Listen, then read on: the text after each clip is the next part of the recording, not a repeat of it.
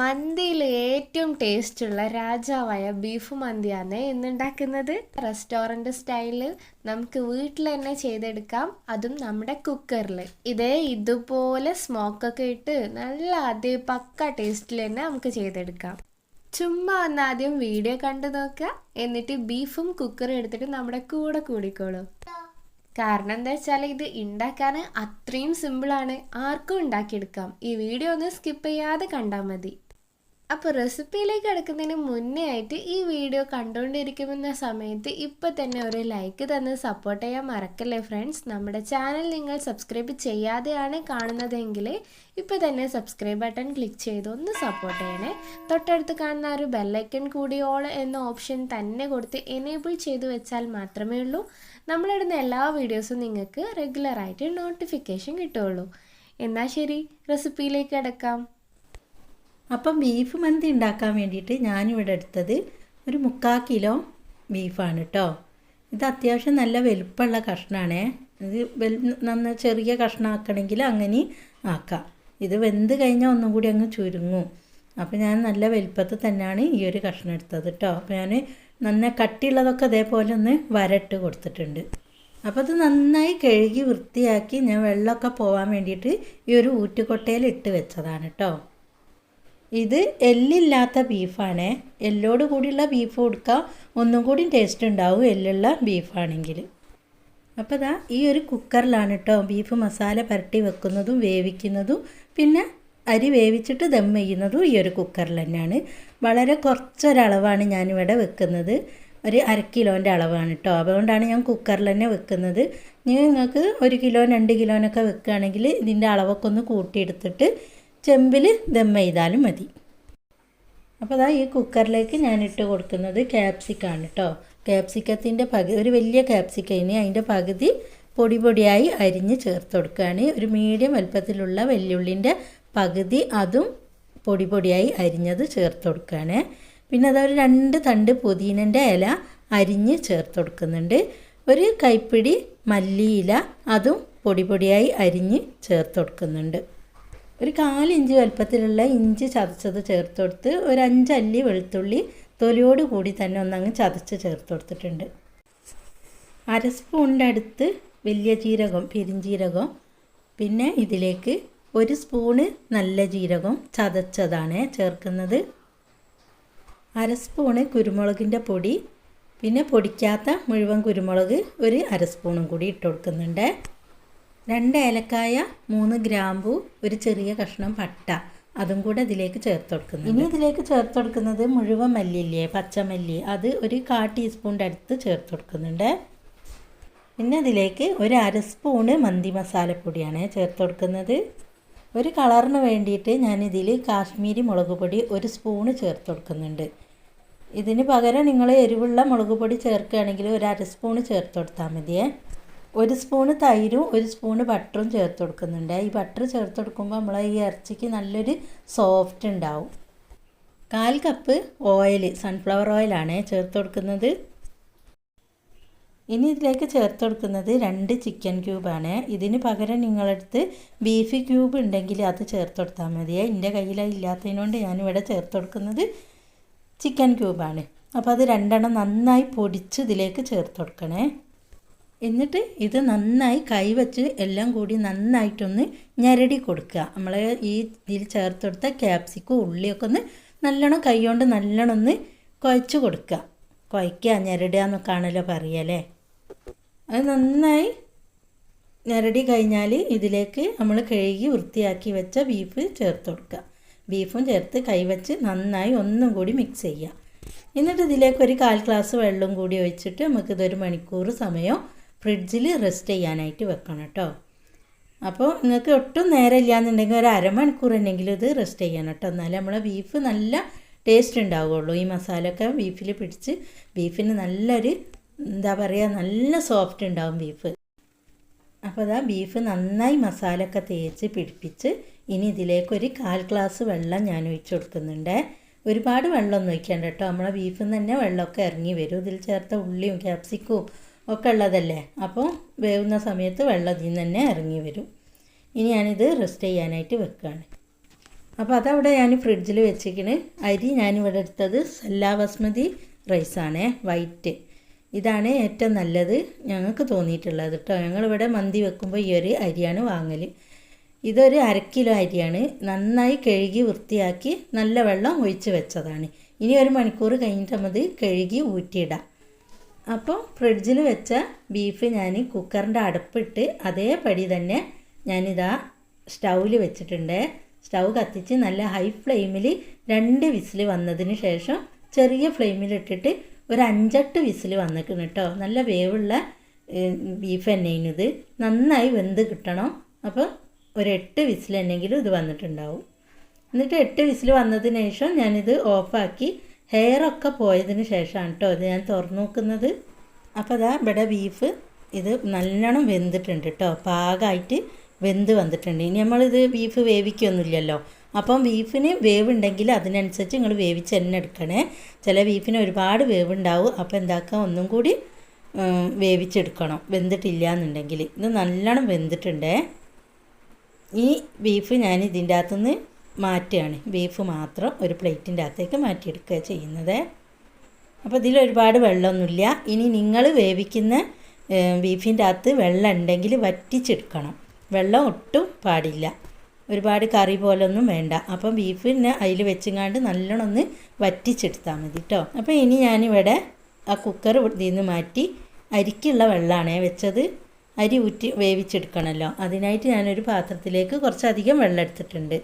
അപ്പോൾ ഇതിനൊരു വെള്ളത്തിനൊരു കണക്കൊന്നുമില്ല. അരി നമുക്ക് ഊറ്റിയെടുക്കാനുള്ളതല്ലേ. അപ്പോൾ ഇനി ഈ വെള്ളത്തിലേക്ക് 2 ഏലക്കായ, 2 കറാമ്പൂവ്, ഒരു ചെറിയ കഷ്ണം പട്ട, പിന്നെ ഒരു മുറി ചെറുനാരങ്ങ നീരാണ്. ഒരു ചെറിയ നാരങ്ങാണ്. അതിൻ്റെ കുരുവൊക്കെ പോക്കിയിട്ട് ഒരു സ്പൂൺ ഉണ്ടാവും കേട്ടോ ഈ നാരങ്ങ നീര്. ഇനി ഒരു 1/2 സ്പൂൺ ഓയിൽ ഒഴിച്ച് കൊടുക്കുക. അരി തമ്മിൽ ഒട്ടി പോവാതെക്കാൻ വേണ്ടിയിട്ടാണ് ഓയിൽ ഒഴിച്ച് കൊടുക്കുന്നത്. പിന്നെ പാകത്തിന് ഉപ്പും ചേർത്ത് കൊടുക്കുക. ഉപ്പ് ഞാൻ കല്ലുപ്പാണ് ചേർത്ത് കൊടുത്തത്. ഉപ്പ് ചേർത്ത് കൊടുക്കുമ്പോൾ അരിയിൽ പിടിക്കാത്ത വിധം ഉപ്പ് ചേർത്ത് കൊടുക്കണേ. നമ്മളൊന്ന് രുചിച്ച് നോക്കിയാൽ ഉപ്പ് മുന്നിൽ നിൽക്കണം. ഉപ്പ് ചേർക്കുന്നതിൻ്റെ മുൻപേ ഇത് കയ്യിൽ ചിക്കൻ ക്യൂബോ അല്ലെങ്കിൽ ബീഫ് ക്യൂബോ ഉണ്ടെങ്കിൽ അത് ഒന്ന് ചേർത്ത് കൊടുത്താൽ മതി കേട്ടോ. അതൊക്കെ ഒന്നും കൂടി നമ്മളെ റൈസിന് നല്ലൊരു ടേസ്റ്റ് ഉണ്ടാവും. ഞാനിപ്പോൾ അതിൻ്റെ കയ്യിലില്ലാത്തതിനെ കൊണ്ട് പാകത്തിന് ഉപ്പ് ചേർത്ത് കൊടുത്തുന്നുള്ളേ. പിന്നെ ഇതിലേക്ക് ഒരു ഉണക്കനാരങ്ങ ചേർത്ത് കൊടുത്തിട്ടുണ്ട്. ഇനി ഇത് അടച്ച് വെക്കുക. വെള്ളം നന്നായി വെട്ടി തിളക്കട്ടെ. അപ്പോൾ ഈ സമയത്തൊക്കെ ഫ്ലെയിം നല്ല ഹൈ ഫ്ലെയിം തന്നെയാണ് കേട്ടോ. അപ്പോൾ ഞാനൊന്ന് തുറന്ന് നോക്കി ഇളക്കി ഉപ്പൊക്കെ ഒന്ന് ചെക്ക് ചെയ്യുക. ഉപ്പ് പോരെങ്കിൽ ഈ സമയത്ത് ഉപ്പ് ചേർത്ത് കൊടുക്കണം. അപ്പോൾ ഇവിടെ വെള്ളം നന്നായി തിളച്ച് വന്നിട്ടുണ്ട്. ഇനി നമുക്ക് കഴുകി ഊറ്റി വെച്ച അരി ഇതിലേക്ക് ചേർത്ത് കൊടുക്കാം. അരി ചേർത്തതിന് ശേഷം നന്നായി ഒന്നും കൂടി ഇളക്കി കൊടുക്കുക. എന്നിട്ട് ഒന്നും കൂടി അടച്ച് വെക്കുക. ഇടയ്ക്കൊന്ന് തുറന്ന് ഇളക്കി കൊടുക്കാനും മറന്നു പോകരുതേ. കാരണം അരിയല്ലേ തിളച്ച് പൊന്തും നമ്മൾ മൂടി വെച്ചാൽ. അപ്പോൾ തിളച്ച് പൊന്താണെങ്കിൽ മൂടി അങ്ങ് എടുത്താൽ ഞാൻ മതിയേ. എന്നിട്ട് ഇങ്ങനെ ഇളക്കി കൊടുത്തും കൊണ്ട് നമുക്ക് ഈ അരി ഒന്ന് ഒരു 90% അരി വേവണം കേട്ടോ. പിന്നെ ഒന്ന് ദമ്മെന്നൊന്ന് ബാക്കി വെന്തോളൂ. അത് വെച്ച് അരി ഒന്ന് പൊടിഞ്ഞു പോവരുത്. ഒന്ന് നമ്മൾ കൈ കൊണ്ട് നെക്കി നോക്കിയാലൊന്ന് പൊട്ടുന്ന രൂപത്തിലാവില്ല. ആ സമയത്ത് നമുക്ക് ഇതിൽ നിന്ന് അരി കോരിയെടുക്കാം. അപ്പോൾ ഞാനിതൊന്ന് ഇളക്കി ഒന്ന് രുചിച്ച് നോക്കിയപ്പം കുറച്ചും കൂടി ഉപ്പിൻ്റെ കുറവുണ്ട്. അപ്പോൾ ഞാൻ പാകത്തിന് കുറച്ചും കൂടി കല്ലുപ്പ് ചേർത്ത് കൊടുത്തിട്ടുണ്ട്. ഒന്നങ്ങ് ഇളക്കി ഒന്നും കൂടി അടച്ച് വെച്ചിട്ടുണ്ട്. അപ്പോൾ ഇതാ നമ്മൾ അരി നല്ലോണം തിളച്ച് പുറത്തേക്ക് ഇങ്ങനെ പതച്ച് പൊന്തുന്ന സമയത്ത് ഞാൻ ആ അടപ്പ് ഒന്നും കൂടി തുറന്നിട്ടോ. അത് അരിയൊക്കെ പാകമായിട്ട് വെന്ത് വന്നിട്ടുണ്ട്. ഒന്ന് ഇങ്ങനെ നെക്കി നോക്കിയാൽ അരി ഒന്ന് പൊട്ടുന്ന പരുവാവണം. ആ സമയത്ത് ഇതിൽ നിന്ന് നമുക്ക് ഊറ്റിയെടുക്കാം. അപ്പോൾ ഞാൻ ഫ്ലെയിം ഓഫാക്കി അരിയൊക്കെ ഞാൻ ഊറ്റിക്കൊട്ടയിലേക്ക് ഊറ്റിയിട്ടിരിക്കണം കേട്ടോ. ഇത് വെള്ളം പോയി കിട്ടണമല്ലോ. അപ്പോൾ ഇതിങ്ങനെ ഊറ്റിങ്ങാണ്ട് കുക്കറിൻ്റെ അകത്തേക്ക് ഇടണമെങ്കിൽ അങ്ങനെ ഇടട്ടോ. ദം ചെയ്യണമെങ്കിൽ ഞാനിപ്പോൾ നിങ്ങൾക്ക് കാണിച്ച് തരണമല്ലോ. അതിനെക്കൊണ്ടാണ് ഞാൻ അരിയൊക്കെ വേറൊരു പാത്രത്തിലേക്ക് ഊറ്റിയിടുന്നത്. പിന്നെ നിങ്ങൾ വേറൊരു ചെമ്പിലാണ് ഇത് ദം ചെയ്യുന്നതെങ്കിൽ ഈ മസാലയൊക്കെ ആ ദം ചെയ്യുന്ന ചെമ്പിലേക്ക് ഇട്ടിട്ട് അതിൻ്റെ മുകളിലേക്ക് ഈ ചോറ് ഊറ്റിയിട്ടാലും മതിയേ. ഇതിൽ നിന്ന് ഞാനിതാ ചോറെല്ലാം ഈ ഊറ്റുകൊട്ടയിലേക്ക് ഊറ്റിയിട്ടിട്ടുണ്ട്. അപ്പോൾ വേവിച്ച് നമ്മൾ മാറ്റി വെച്ച ബീഫില്ലേ പ്ലേറ്റിലേക്ക് എടുത്ത് വെച്ചാൽ അത് നന്നായി ചൂട് കഴിഞ്ഞിട്ടുണ്ട്. നല്ലോണം വെന്തിട്ടുണ്ട്. ഇതേപോലെ വേവണം. ഇനി ഇതൊന്ന് നമുക്ക് ഒരു തവയിലിട്ടിട്ടൊന്ന് ചൂടാക്കി എടുക്കണം, ബീഫ് ഒന്ന് പൊരിച്ചെടുക്കണം. അപ്പോൾ അതിന് വേണ്ടിയിട്ട് ഇതിൽ ഞാൻ ലേശം ചില്ലി ഇട്ട് കൊടുക്കുന്നുണ്ട് കേട്ടോ. നമ്മൾ ഉണക്കമുളക് ചതച്ചത് ഒരു സ്പൂണ് ചേർത്തിട്ട് ഒന്നങ്ങ് മിക്സ് ചെയ്യുന്നുണ്ടേ. എന്നിട്ട് നമുക്കൊരു തവ അടുപ്പത്ത് വെച്ചിട്ട് ഇതൊന്ന് ഫ്രൈ ചെയ്തെടുക്കാം. ഇനി ഇതൊന്ന് ഫ്രൈ ചെയ്തെടുക്കാനായിട്ട് ഞാൻ സ്റ്റൗ കത്തിച്ച് ഒരു പാന് സ്റ്റൗവിൽ വെച്ച് കൊടുത്തിട്ടുണ്ട്. എന്നിട്ട് അതിലേക്ക് ഒരു സ്പൂണ് സൺഫ്ലവർ ഓയിൽ ഒഴിച്ച് കൊടുത്തിട്ടുണ്ട്. സൺഫ്ലവർ ഓയിൽ നന്നായി ചൂടായാൽ ഇതിലേക്ക് നമ്മൾ ഈ ബീഫ് നിരത്തി വെച്ച് കൊടുക്കുക. ഹൈ ഫ്ലെയിമിൽ തന്നെ ഇടണേ. എന്നിട്ട് പെട്ടെന്ന് തിരിച്ചു മറിച്ച് വിട്ട് ഫ്ലെയിം ഓഫാക്കിയാൽ മതി. ഇങ്ങനെ ചെയ്തെടുക്കുമ്പോൾ നല്ലൊരു ടേസ്റ്റ് ഉണ്ടാവും കേട്ടോ. അപ്പോൾ ഇത് നിങ്ങൾക്ക് വേണമെങ്കിൽ ഇതിൽ വേണമെങ്കിൽ ലേശം കുരുമുളകൊക്കെ ചതച്ചതും ചേർത്ത് കൊടുക്കുക. ഞാനിപ്പോൾ ഇത് എരിവ് നോക്കിയപ്പം പാകത്തിന് എരിവൊക്കെ ഉണ്ട്, അതുകൊണ്ടാണ് ഞാൻ ചതച്ച മുളക് മാത്രം ചേർത്ത് കൊടുത്തത്. അപ്പോൾ ഇത് ഹൈ ഫ്ലെയിമിൽ തന്നെ ഇട്ടതിനോണ്ട് പെട്ടെന്നായി കിട്ടും കേട്ടോ. പെട്ടെന്ന് തിരിച്ചു മറിച്ചു വിട്ട് ചെറിയൊരു കളറ് മാറ്റം വരില്ല. ആ സമയത്ത് നമുക്കിത് ഫ്ലെയിം ഓഫാക്കേ. 1 മിനിറ്റ് മതി കേട്ടോ. ഇതിൻ്റെ കളറൊന്ന് മാറി വന്നാൽ നമുക്ക് ഫ്ലെയിം ഓഫാക്കേ. അപ്പോൾ ഇവിടെ അത് റെഡി ആയിട്ടുണ്ട്. ഇനി നമുക്കിതൊന്ന് ദം ചെയ്യുന്നത് എങ്ങനെയാണെന്നുള്ളത് നോക്കാം. അപ്പോൾ അതാ ഞാൻ ദം ചെയ്തെടുക്കാൻ വേണ്ടിയിട്ട് ആ കുക്കർ തന്നെയാണ് ഇങ്ങോട്ട് എടുത്ത് വെച്ചിട്ടുണ്ട്. ഇതിൽ മസാല മാത്രമേ ഉള്ളൂ. ഈ മസാലയിൽ നിന്ന് ഞാനിതാ 2-3 സ്പൂണ് മസാല മാറ്റി വെച്ചിട്ടുണ്ട്. നമുക്കിത് ചോറിൻ്റെ ഒരു ഇടയ്ക്ക് ഇട്ട് കൊടുക്കാൻ വേണ്ടിയിട്ടാണ്. ഇനി ഈ മസാലേൻ്റെ മുകളിലേക്ക് നമ്മൾ ഊറ്റി വെച്ച ചോറില്ലേ, അതിൽ നിന്ന് പകുതിയോളം ഇതിലേക്ക് ഇട്ട് കൊടുക്കുക. എന്നിട്ട് ഒന്നങ്ങ് നികത്തി കൊടുക്കുക.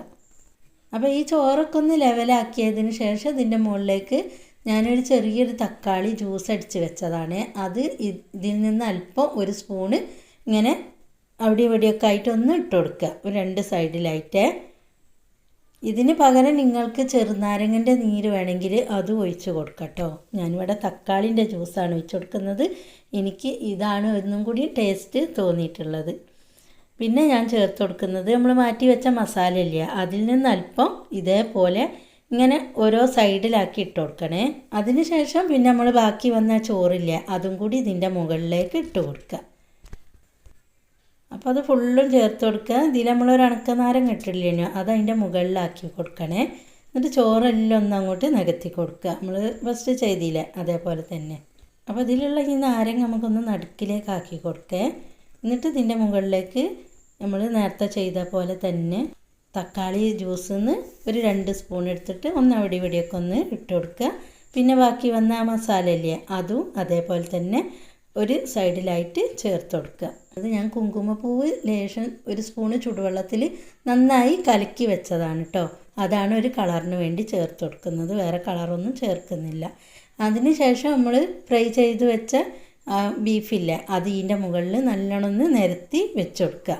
അപ്പോൾ ഇതിൽ ചെറിയൊരു സ്ഥലം ബാക്കി വെക്കണം കേട്ടോ. നമുക്ക് ഇത് എന്തെങ്കിലും ഒരു കണലോ ചാർക്കോളോ ഇട്ടുകൊണ്ടൊന്ന് സ്മോക്ക് ചെയ്തെടുക്കണ്ടേ. അപ്പോൾ ഞാൻ ബീഫ് ഫുള്ളും ഇതിൻ്റെ മുകളിൽ നിരത്തി വെച്ച് ഒരു ചെറിയൊരു സ്ഥലം മാറ്റി വെച്ചിട്ടുണ്ട്. ചെറിയൊരു പാത്രം വെക്കുന്ന ഒരു സ്ഥലം മാറ്റി വെച്ചാൽ മതിയേ. ഇനി നമുക്കിത് അടുപ്പത്ത് വെക്കാം. അപ്പോൾ ഞാൻ സ്റ്റൗ കത്തിച്ച് കുക്കർ അടുപ്പത്ത് വെച്ച്, ഞാനിവിടെ ചിരട്ടക്കണലാണ് കേട്ടോ ഇത് സ്മോക്ക് ചെയ്യാൻ വേണ്ടിയിടുന്നത്. നിങ്ങൾക്കിതിന് പകരം ചാർക്കോൾ കത്തിച്ചിട്ട് ഇട്ട് കൊടുത്താലും മതിയേ. ആ പാത്രത്തിൽ ഇട്ട് കൊടുത്താൽ ഞാനിവിടെ ചിരട്ടക്കണൽ കത്തിച്ച് ഒരു ചെറിയൊരു പാത്രത്തിൽ വെച്ച് ഇതിൻ്റെ നടുക്ക് വെച്ച് 1 സ്പൂൺ ഓയിൽ ഇതിൻ്റെ മുകളിലേക്ക് ഒഴിച്ച് കൊടുക്കുകയാണ്. അപ്പോൾ ഈ വരുന്ന പുകയോട് കൂടി തന്നെ എന്താക്കുക, അടച്ച് കൊടുക്കുക. എന്നിട്ട് ഹൈ ഫ്ലെയിമിൽ 1 മിനിറ്റ് സമയം ഹൈ ഫ്ലെയിമിലിടുക. നമ്മൾ കുക്കർ നന്നായിട്ട് ചൂടായി കഴിഞ്ഞാൽ ചെറിയ ഫ്ലെയിമിലിട്ടിട്ട് ഒരു 10 മിനിറ്റ് ഒന്ന് നമുക്ക് ദം ചെയ്തെടുത്താൽ മാത്രം മതി. വിസിലൊന്നും വരണ്ട കേട്ടോ.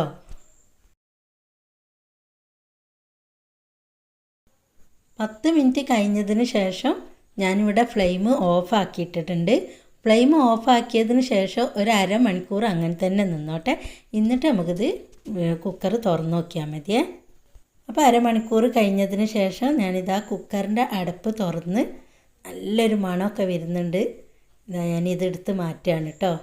ഇനി നമുക്ക് ഈ ബീഫ് ഇതിൽ നിന്നിട്ട് നമുക്കൊരു വേറൊരു പാത്രത്തിലേക്ക് ഇട്ട് കൊടുക്കുക. എന്നിട്ട് ചോറ് നന്നായിട്ട് മിക്സ് ചെയ്യുക.